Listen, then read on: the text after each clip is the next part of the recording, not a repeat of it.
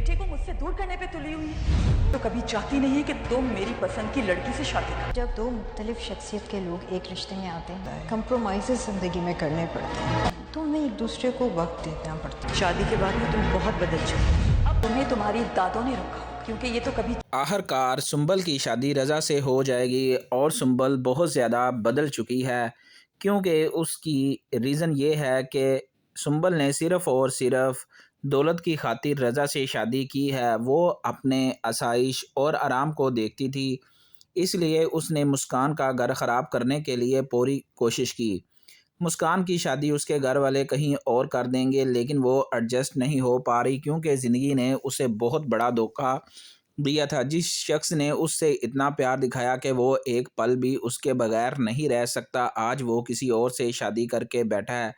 मुस्कान इस सदमे को लेकर बहुत ज़्यादा परेशान है और ये सदमा भूल नहीं पा रही, जबकि उसके घर वालों ने उसकी शादी कहीं और कर दी। हाशिर दूसरी लड़की को पसंद करता है। मदीहा ने अपने भाई की शादी कहीं और करवा कर हाशिर से बदला लिया, क्योंकि उसकी बहन को उसने डिवोर्स दिलवा दी थी। मदीहा को अब पता चल रहा है कि उसने बहुत बड़ी गलती कर दी, क्योंकि सुंबल अब उसकी ज़रा भी बात नहीं मानती।